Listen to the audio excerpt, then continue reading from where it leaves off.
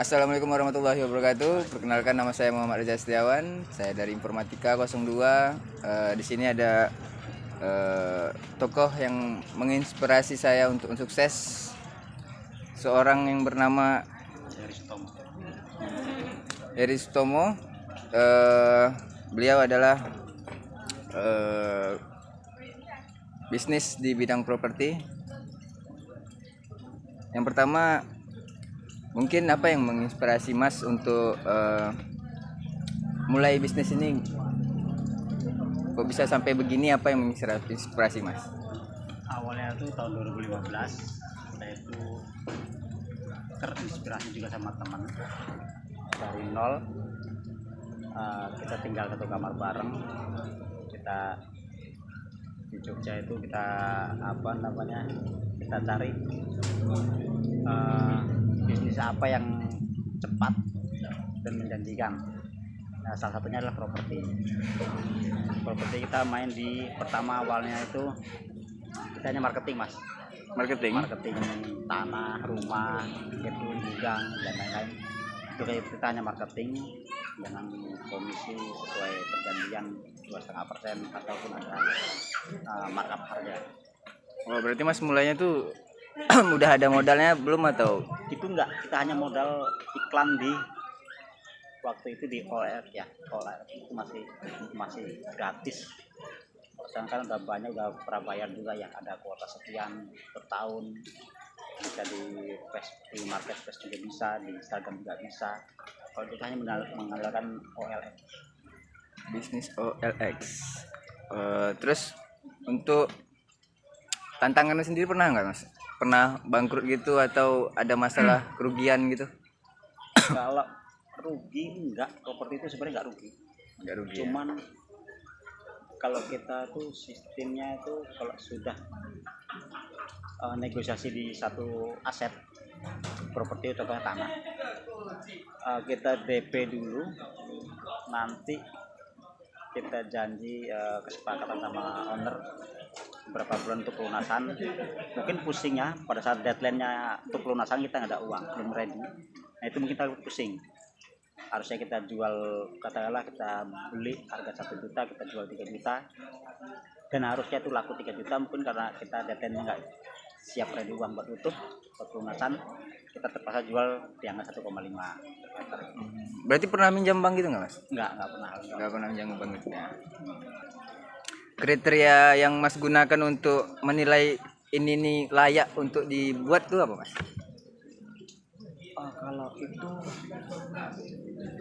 Kalau aset ya, properti itu kita beli atau kita berani ambil itu, kita cari penjual itu yang BU Mas, yang butuh duit atau dia hampir kesita bank. Itu sebenarnya momen ya, kita bisa ambil karena harga itu pasti di bawah pasaran. Cuman untuk dapat seperti itu memang jarang, tapi banyak, tergantung informasi kita yang masuk. Dari informasi kan ada beberapa rekan kalau sekarang itu di grup WhatsApp itu udah banyak ya info-info dari rekan-rekan tuh. Kalau yang BU yang butuh uang itu kita langsung cek, kalau memang prospek butuh dijual cepat kita ambil. Oh, iya. Paham. Berarti dia ini ya, apa namanya? Enggak gadai ke bank berarti tanahnya, atau dia gadai? Enggak. Mungkin tuh yang biasanya kena aplikasi kita tuh mungkin dia ada pinjaman Mas, dengan anggunan aset itu. Aset itu anggunannya dianggunkan, tapi mungkin dia di saat perjalanan angsuran dia macet. Ada beberapa perjanjian dari bank ke peminjam kan, biasanya kan kalau telat sekian akan ada seperti mau dilelang gitu Mas, kita kayak penalti gitu ya. Iya. Oh, berarti bisnis rumahnya mau dilelang terus Mas mau ngambil? Nah, Mas ambil. Itu pasti kan di harga bawah pasaran. Iya. Oh. Terus Mas untuk membangun jaringan ini, kontak ini gimana? Kontak untuk ya jaringan supaya dia Relasi, melebar. Itu biasanya sih ada event-event seperti kayak ada biasanya sih kita ngikutin kayak seminar mas, seminar nih khusus kadang marketing gimana supaya penjualannya cepat laku yang menguntungkan, atau kita bagaimana mencari properti yang mudah dijual kembali, itu seperti itu. Oh gitu. Oke. Mas dalam kontaknya itu pernah menggunakan agen-agen kayak agen properti lainnya enggak, atau emang ada sekumpulan orang untuk kerjasama gitu, Tepat. atau individu gitu? Itu tuh kita seperti ada ini mas, ada apa namanya, kalau pakai agen jasa penjualan kita enggak, karena rata-rata banyak marketing rekan-rekan kita juga, dan itu bisa nge-share di beberapa calon buyer ya. Iya. Supaya apa namanya bisa gampang terjual, jadi hanya nggak mengandalkan jual di media sosial. Berarti gratis lah ya, nggak ada iklan-iklan gitu Enggak, ya paling. kita ada beberapa grup WhatsApp ya, ada beberapa grup WhatsApp. Terus untuk menjangkau klien yang lebih luas mas, Itu di media sosial, ya main media itu di media sosial. sosial, itu kita main di media sosial. Tapi hanya kalau untuk lingkungan kota kita itu hanya menggunakan ya kayak bisa di koran juga bisa, iklankan bisa, atau kita tempel banner gitu bisa.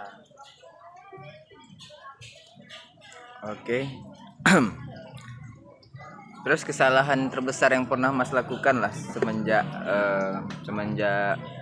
dalam menjalankan bisnis ini loh mas? Kesalahan terus, kalau kesalahan itu alhamdulillah belum pernah, cuman kalau properti yang mau kita ambil itu kan kita mesti cek mas legalitasnya. Ya. Kita cek dulu di Kementerian Agraria untuk legalitasnya itu apakah sah atau valid, atau memang benar-benar tidak legalitas ganda ya. Iya. Oh ya, yang surat tertimpa ya. Surat ganda itu ada yang bersengketa, ada yang ya kan banyak namanya kejahatan properti itu ya. Kita mesti hati-hati di situ sih, supaya kita nggak ketipu ya. Karena ya jumlahnya besar ya. Jumlahnya nominalnya pasti kan ratusan juta. Jadi memang harus butuh kepastian khusus Ya. untuk ngatasi ini ya.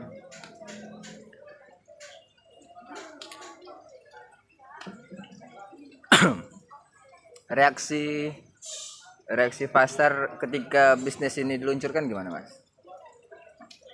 Reaksinya ya hanya berjalan aja sih mas, Iya. berjalan aja sih, Iya sih. berjalan sih. Dan pembeli itu pasti kan pandai, dia pintar, mana yang aset murah, mana yang harga normal, mana yang harga tinggi, itu mereka tahu. Kadang ada harga yang normal tapi sesuai kebutuhan mereka untuk bangun kos, bangun rumah tinggal, itu pasti mereka paham. Berarti kira-kira orang lebih bagus orang beli rumah dah jadi atau orang buat rumah dari nol mas? Kalau untuk legalitas secara sah ya, legalitas yang aman, kalau rumah jadi itu pasti aman asal sudah ada IMB ya, izin yang bangunan sudah ada. Berarti IMB itu kita ngurus lagi ya? Kalau sudah rumah tinggal itu sudah ada. Oh udah ada. Sudah ada izin dengan bangunan. Yang kedua kalau tanah itu kan belum ada. Cuman kan mesti kita cek di Kementerian Agraria. Keuntungannya kita beli tanah baru bangun ya, kita bisa desain sesuai dengan kita. Gitu aja. Gitu ya.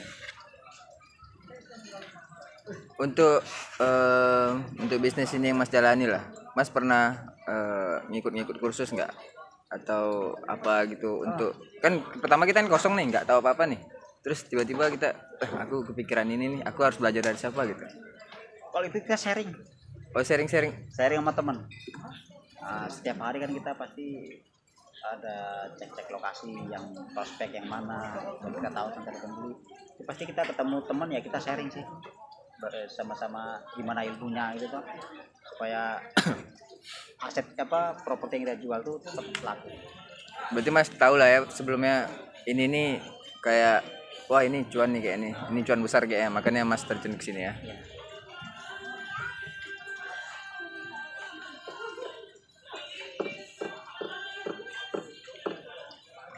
Untuk aspek perizinan sendiri udah ada ya Mas ya? Kalau saya masih person, karena ada beberapa customer itu kalau lewat agen tuh biasanya dia tahu tuh harga sudah di markup. Mereka tahu, jadi mereka tuh kadang cari yang memang marketing independen ya, yang nggak punya, istilahnya nggak kantor, tapi mereka dipercaya sebagai buat cari aset yang mereka inginkan. Oke. Terus tujuan jangka pendek dan jangka panjang bisnis ini gimana Mas? Kalau di properti itu yang jelas jangka panjang buat hari tua itu memang bukan kerja tetap ya. Iya. Paling nggak di awal kita main properti itu kita harus pandai cara mengatur keuangan ya, supaya kita bisa bangun rumah, bangun kos-kosan atau bangun villa. Jadi pada saat kita masih mudah buat ngejual itu, kita mesti pandai-pandai sih. Kira-kira dalam 1 tahun itu ada berapa kira-kira yang pelaku penjualan rumah Mas? Nggak tahunan, sebulan tuh saya bisa 3. Sebulan bisa 3. Bisa 3, yang minimal tuh pernah 2, sama sekali juga pernah. Setahun itu ya lupain ya, puluhan lah ya. Puluhan lah setahun. Puluhan lah. Lumayan juga, besar juga berarti. Terus membangun kepercayaan sama klien gimana Mas? Biasanya tuh satu klien itu harus kita arahkan. Iya. Nah, mulai dari pengecekan lokasi kita dampingi, sampai negosiasi harga dengan penjual kita bantu negosiasi, sampai harga deal kita tetap kawal terus sampai ke notaris, ke perizinan PPN, sampai ke AJB. Itu kita kawal, kita dampingi supaya mereka juga merasa benar-benar diutamakan. Oke. Kayaknya itu saja yang bisa saya tanyakan kepada beliau ya. Apabila ada yang kurang saya minta maaf. Wassalamualaikum warahmatullahi wabarakatuh. Waalaikumsalam.